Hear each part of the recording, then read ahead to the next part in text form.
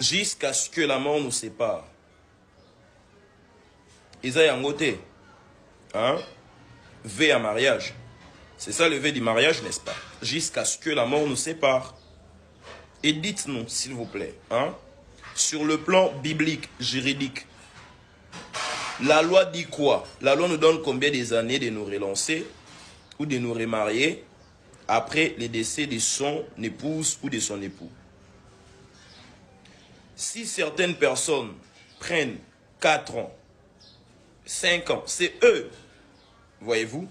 Et puis, vous ne connaissez pas le combat, la pression, la charge, voyez-vous, que le pasteur Marcelo a. Attends, vous ne parlez pas un homme lambda en fait, vous parlez du pasteur Marcelo. Il a une famille, il a une église, des églises. C'est un pasteur connu dans le monde. Vous ne savez pas le pression, vous ne savez pas les combats, vous ne savez pas la charge qu'il porte. Et comme il est là, il a un père spirituel, il a des pères spirituels, il a des collaborateurs, il a des amis. Pensez-vous que cette décision de se remarier était prise en vain? Non. Il a été bien conseillé.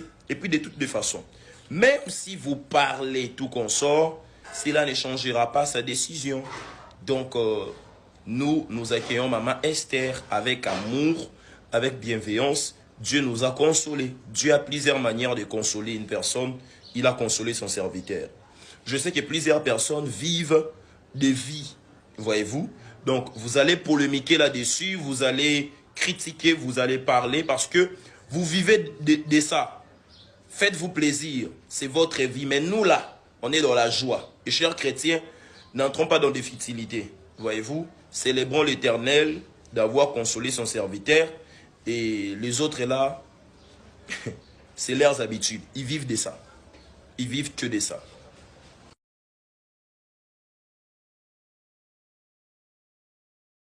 Dit de les communiquer en public pour que le monde les garde. Je vois son serviteur Marcelo Tonassi au sommet d'un arbre. Cet arbre-là est plus grand que le baobab. Le Seigneur me dit, il va garder son serviteur sain et sauf.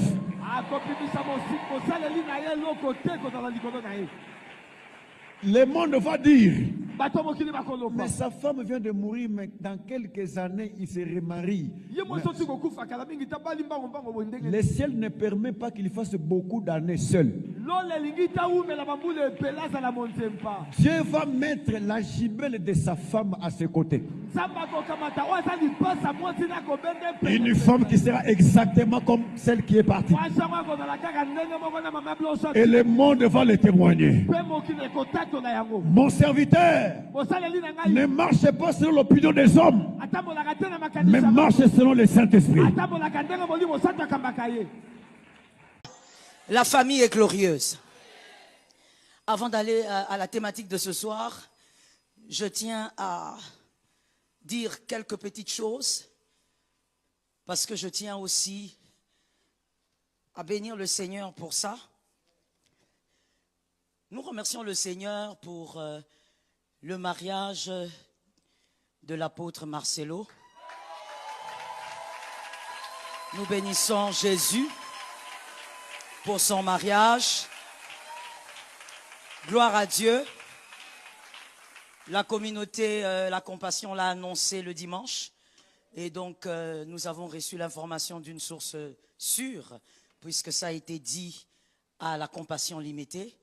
Nous glorifions Jésus, que Jésus lui-même soit le maître de ce nouveau départ, que Jésus conduise et qui donne la paix, et que la victoire l'accompagne comme la victoire a toujours été avec lui. Je tiens à dire à quelqu'un, surtout de cette assemblée, rien ne vaut le ciel. Le ciel doit être préservé à tout prix. Et donc, lorsque quelqu'un fait des choses pour préserver son ciel, évite de juger. Il s'agit là-bas du ciel et il s'agit de l'éternité. On l'a vu d'ailleurs avec la feu Madame Blanche, elle n'est plus. tout va s'arrêter un jour. Chacun partira à son jour. Donc, il est important de faire des choix qui préservent le ciel. Et lorsque l'apôtre fait ses choix, je crois que sa priorité, c'est le ciel. Et il faut soutenir dans la prière que Dieu soit avec lui. Et j'aimerais dire à quelqu'un qui aussi, certainement dans cette salle, se sont offusqués d'une manière ou d'une autre par cette nouvelle, c'est que le deuil de Maman Blanche soit court ou long, ça ne change rien à ce qu'elle a été. Ça ne change rien à l'histoire qu'elle a vécue. Que le deuil de Maman Blanche prenne 2 jours, ou 4 ans, ou 10 ans, ou 30 minutes, ça ne change rien au fait qu'elle a été une ascète. Elle a été une étoile majeure. Et cela ne changera rien à son histoire. Et nous bénissons Jésus pour la suite. Que Jésus soit glorifié. J'appuie encore sa décision par 1 Corinthiens chapitre 7. De se remarier. Qui n'autorise pas aux jeunes veufs, ni aux jeunes veuves, de rester comme ça, de père, de rentrer dans l'adultère. Ah, vous avez vu de ma question. La question que j'allais poser, c'est celle-là. Donc, la Bible dit, quand tu es jeune, et que tu sens que tu ne peux pas continuer dans la continence, il est mieux de se marier. On n'autorise pas aux veufs et aux veuves qui sont encore jeunes de rester longtemps. Ça, c'est l'apôtre Paul qui le dit dans 1 Corinthiens 7. Pour éviter certaines tentations, hein, surtout la chair. Avec les jeunes filles actuelles, on connaît les méthodes. On connaît comment elles viennent à l'église parfois. Bon, la seule façon d'éviter, à moitié habillée. Ouais, la seule façon d'éviter, c'est il faut se remarier. Se remarier. Donc sur ce point, le pasteur a raison. Si le pasteur a raison, comme le dit la Bible. Ici, c'est la Bible qui l'a dit. Hosanna, pas moi. Ni vous, ni moi. J'ai énoncé. La Bible autorise au pasteur de se remarier. Il y a plusieurs références qui l'appuient. Romains 7, 2 à 3, 1 Corinthiens 7, alors, 9. Pourquoi on s'attaque à cette décision? En venant au fait. Où se trouve le problème? Le problème, il n'y a aucune loi qui condamne le pasteur. Soyons-en vraiment clairs. Et je dis à toute l'opinion d'éviter de faire le buzz autour d'une personne que vous suivez tout simplement parce que vous allez faire des vues. Et que votre mission serait regardée.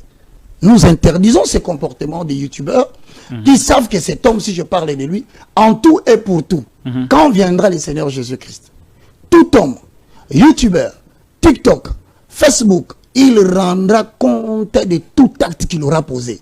Peut-être quand vous faites ça, vous ne savez pas que vous allez comparaître un jour en jugement. Donc je vous interdis de spéculer sur les serviteurs de Dieu parce que vous serez jugé en fonction de ce que vous dites pour avoir les vues. Je ferme la parenthèse. Ouais. Maintenant,